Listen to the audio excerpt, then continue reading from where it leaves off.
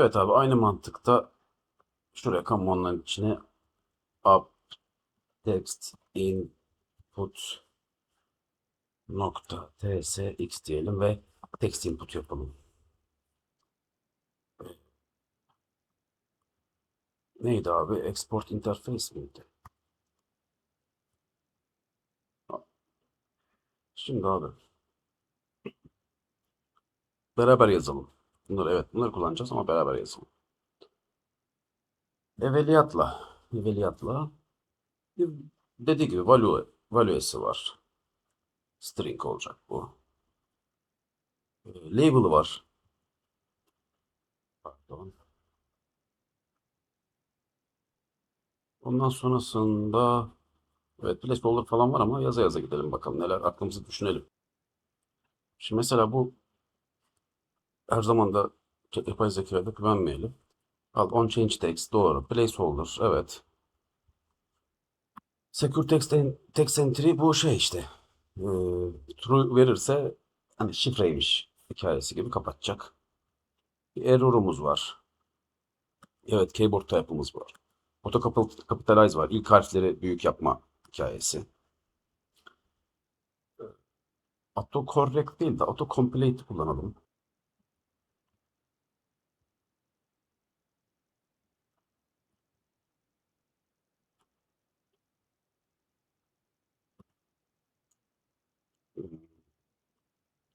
Orada yapılsın o. Ondan sonra başka ne olabilir? Ha, left icon, right icon.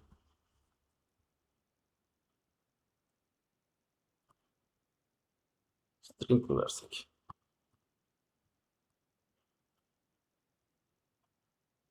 Şeye, right icon'a bastığında ne olacak? Left icon'da bir iş yok ya.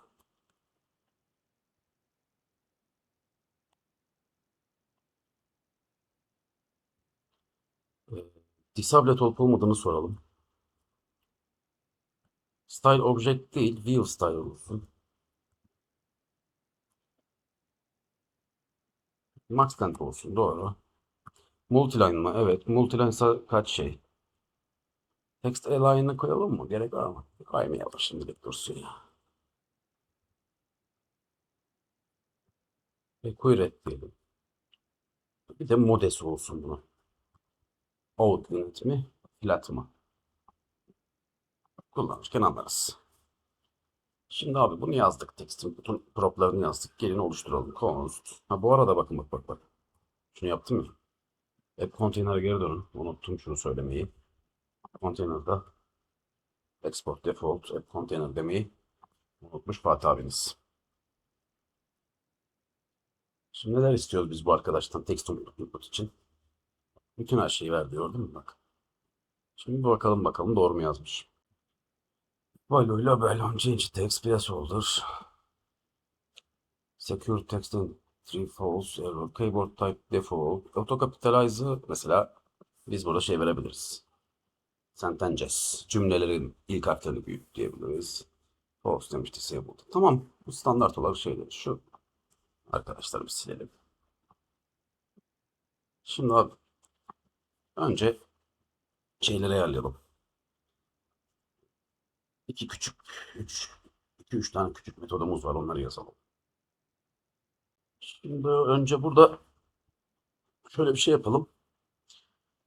Ee, Şöyle bir şey yapıyorum ben. Const display label diyorum. Ah, bu işte. Required ise eğer label'ın yanına yıldız koysun diye. Tamam, return'e geldim. Text input yazdım buraya. Paper'dan import ettim. Ondan sonra geldim buraya. Bakalım bize yazacak mı şey. Ah, yazdım. Şimdi bakalım doğru mu olmuş yanlış mı? Şu autocomplete hata vermiş. Kaldır şimdi.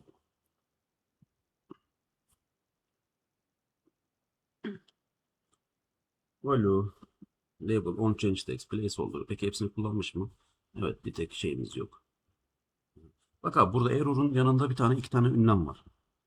Bu iki ünlem ne biliyor musun? Ya çekil arkadaş ya. Şu iki ünlem. Bu şu anlama geliyor. Bizim error'umuz string olarak gelecek ya. Bakacak kardeşim string içi doluysa error true olacak.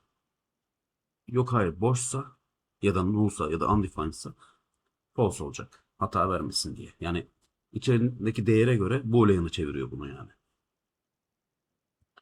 Bu name değil ijon diye geçer. Paper'ın şeyini bilmiyor demek ki bu arkadaş. Evet evet işte e, leftikon varsa böyle. Righttikon varsa presi varsa böyle. Ondan sonra geldik. Bir de stil girelim buna.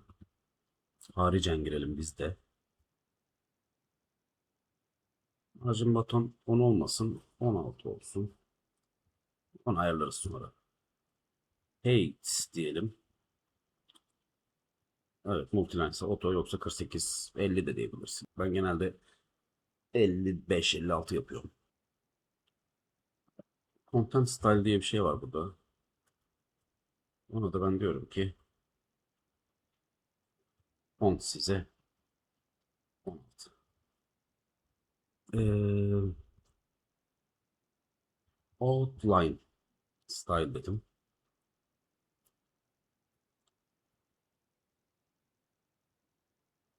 Bunu da şöyle yapayım bir dakika. Error varsa error alsın. Ancak ve ancak.